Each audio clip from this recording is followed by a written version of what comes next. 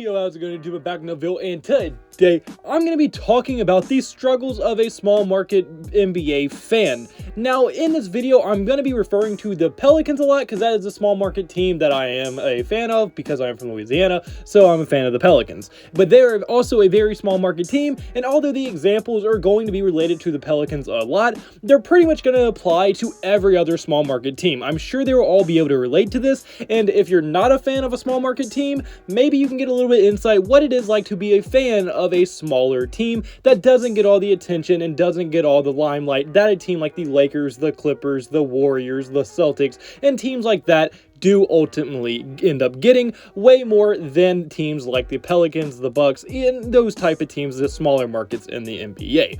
So if you are interested in that, or you do just want to hear what I have to say about the whole thing, because I think it's fairly interesting, stick around and watch the whole video. If you like the video point, hit the like button and subscribe button. I mean the absolute word to me. Without further ado, without worrying on too much, let's get right into this video. Alright, so the first thing that I'm going to be getting to is going to be that every single star that you do get on the team is wanting to leave. Not in reality, but that's what the media wants you to think. If you only went off of what the media said, you would assume that Zion Williamson, Giannis, and every superstar that ever played for any small market team wanted to immediately leave that team no matter what they say. As a Pelicans fan, I see it with Zion constantly. Despite Zion in every interview he's ever had saying he wants to be in New Orleans and he doesn't have any plans on leaving, plus he's never even referred to a point to where he would want to leave, there's tons of talking heads, tons of media outlets, and people saying Zion does not want to be on the team, he wants to request a trade, he's not going to re-sign with the Pelicans,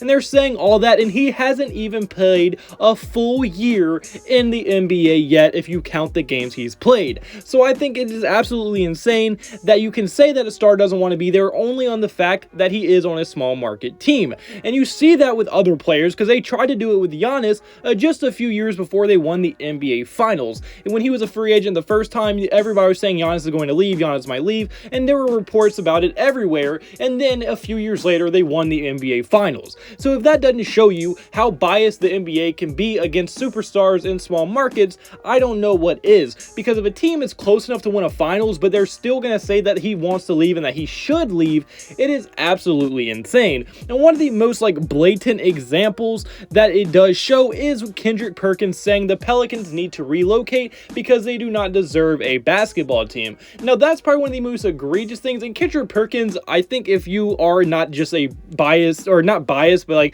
just not a casual NBA fan, everyone knows Kendrick Perkins is pretty much an idiot when he says anything. He's just not a very good analysis, and I think that's a very common opinion among most people in the NBA community. But in my opinion, he is probably one of the worst out there, and because he says takes like that they need to relocate because they don't deserve it, people like Kendrick Perkins will say these type of things with literally zero evidence behind it, and with them being pretty much no experience with that team. I think I saw a stat on Twitter going around, the Pelicans were ranked #1 when it came to national TV viewership or something like that. The Pelicans were very, very high on the list, and for Kendrick Perkins to say that they have no fans, but then they're one of the #1 view teams when they get a national TV spot, which is very rare, by the way. But I mean, when it does happen, they are one of the most viewed teams. I think for Kendrick Perkins to say that with just no evidence just shows you how biased the media is towards it. I remember it was a really big thing one time the Pelicans got their spot taken, they got removed off of national TV, and they are replaced with a different game. And one of the analysis people on the TV were saying how they were bragging about how we don't watch New Orleans Pelicans games here, and it's just a whole bunch of bad stuff. And I'm sure all small markets experience stuff like this. They get disrespected for literally no reason other than that they're a small market and they don't make the NBA a lot of money. Now, another thing that a lot of small market NBA fans have to go through is that they get very, very little attention in this social media aspect from any outlet. Even ESPN very, very rarely talks about any small market teams. They're really, when they do, it's pretty much only negative things against the team or things that would affect the team negatively. negatively. Like, if you look at it just a few nights ago, like I said, a lot of these examples are going to be for the Pelicans because that's the team I root for, but the Pelicans literally beat the Los Angeles Lakers by 30 points on national TV and ESPN. And ESPN only had one tweet about the game, and it was in the first quarter of a Malik Monk block.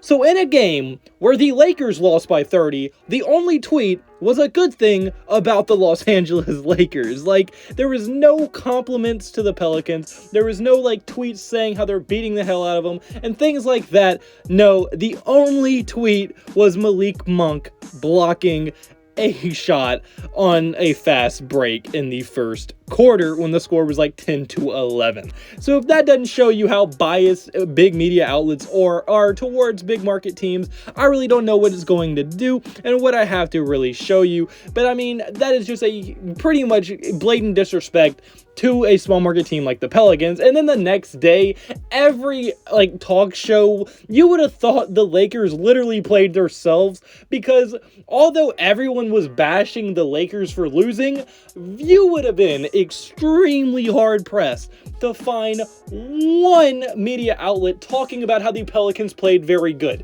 The only thing they were talking about was Westbrook bad, LeBron bad, Lakers not good. There was never Pelicans good, ever.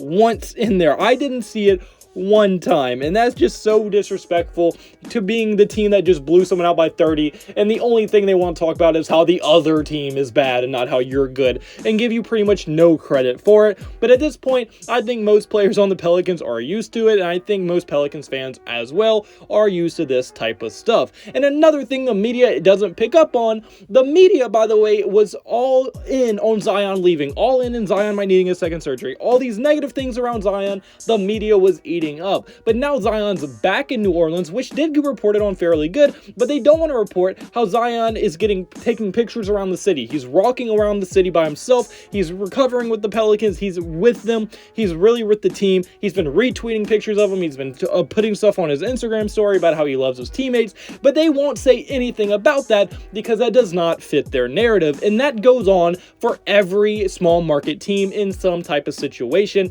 It is very frustrating because usually people that talk about it have no idea what they're talking about. They have no backing about it. And it's just very annoying because the small market media and the small market teams like fans really don't have that big of a voice in the grand scheme of things. So the vast majority of casual NBA fans will take what the big talking heads say as truth, and they won't look anything about it. And they will just assume Zion hates the Pelicans. And that's pretty much what a lot of people do because of how they like interpret it and how they take in a lot of the content. So I do hope if you're a big market fan, you did learn a little bit from this video and you can at least kind of understand the perspective of a small market NBA fan and how it can get annoying when people say things that are just completely untrue or completely have no backing behind them. And I'm sure other small market fans as well for any small market team can vouch for me that these are very true things that a lot of teams do go through. They get very little media exposure. When they do, it's usually negative. The media always thinks their stars want to leave. Like, I don't know how many years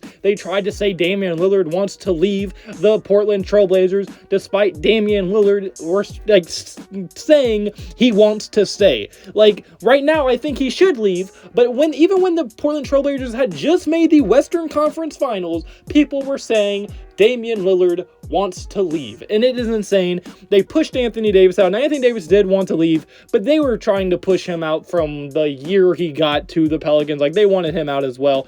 Like, it was crazy just how much negative was around Anthony Davis, and you can already see it with Zion only, 3 years into his career, which is absolutely insane, and there's very little backing to any of those reports. So hopefully you did learn something. I hope you did like the video, and if you like the video on point, hit the like button and subscribe button. It would mean the absolute world to me, but unfortunately, that's gonna be it. So I hope you have a blessed day, have a blessed day, so you have a blessed day, all glory to God. See you in the next video. Goodbye, boo, blah, blah, blah.